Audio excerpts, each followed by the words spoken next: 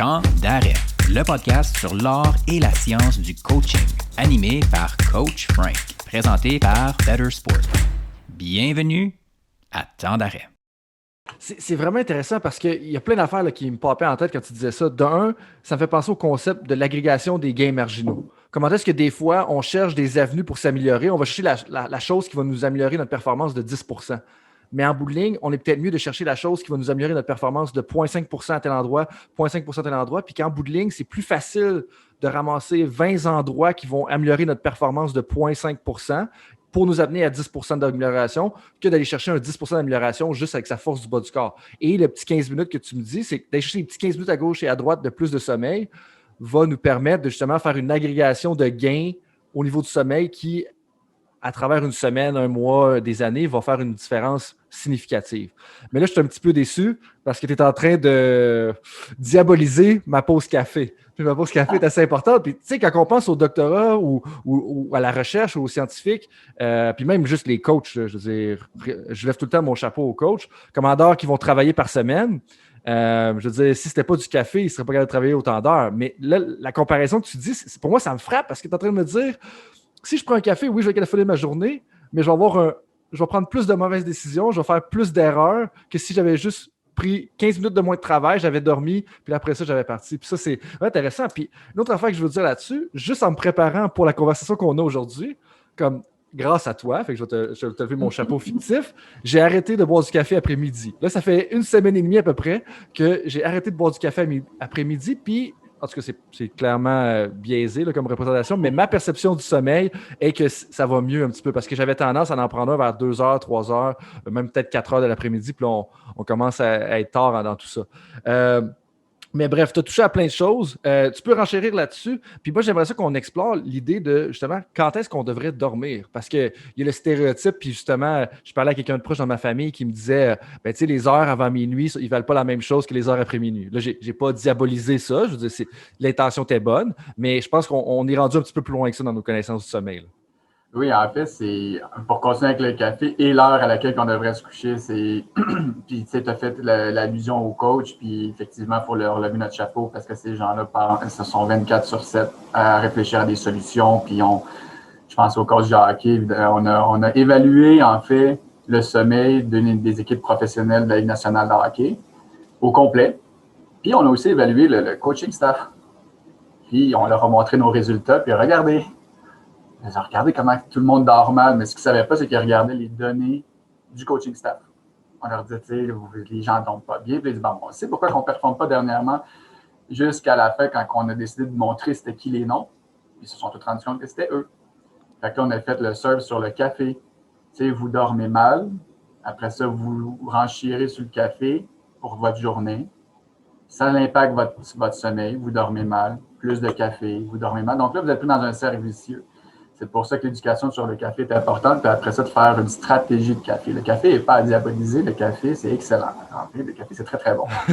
Ça augmente le temps de réaction. Ça, je veux dire, s'il y a Oui. une substance qui est prouvée comme étant un boost de performance, c'est le café. Mais il faut vraiment le timer.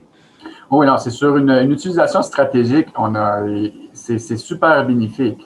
Tu sais, on pense à des gens d'athlétisme qui ont 2 compétitions en 2 soirs. Là, on le voit avec le hockey, ils ont 3 matchs en 4 soirs. Qu'est-ce qu'on fait avec ça? Parce que oui, le café va aider. Mais tu sais, on a des approches stratégiques pour quand l'utiliser, quand l'éviter pour ne pas impacter la nuit. Parce qu'encore une fois, comme on dit, le café ne va pas remplacer.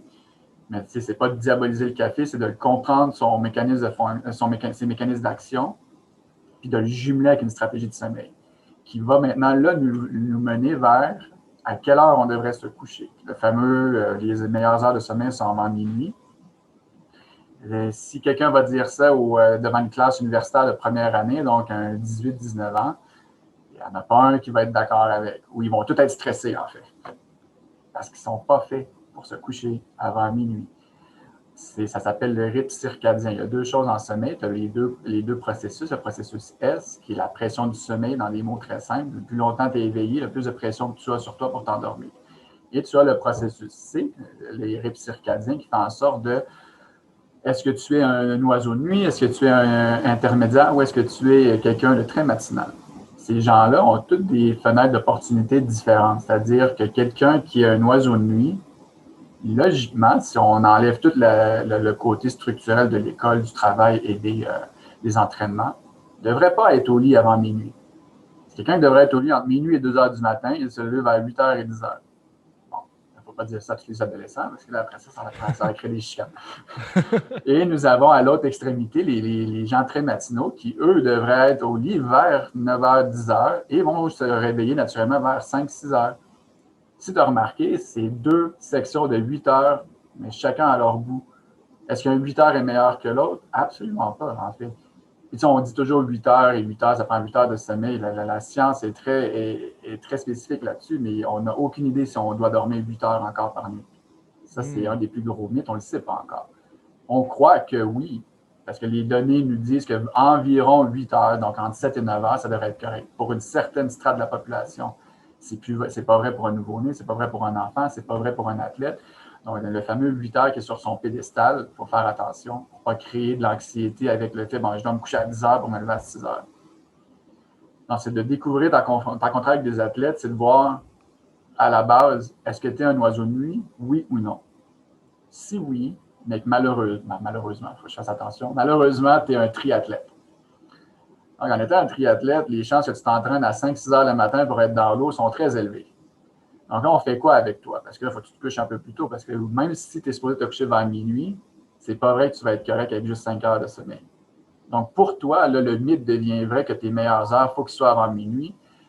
Puis là, ça prend des stratégies pour décaler le sommeil. Donc là, un autre gros mythe qui s'en vient, ça s'appelle la mélatonine. La mélatonine n'est pas un produit qui va induire du sommeil, mais plutôt un produit qui va décaler le temps. La mélatonine est l'hormone de la noirceur et non l'hormone du sommeil. L'hormone du sommeil est l'adénosine. Exactement ce que le café détruit. Donc, la mélatonine, si je cache mes yeux présentement, ben, j'en crée. Puis là, j'ai plein de lumière et je stoppe ma production.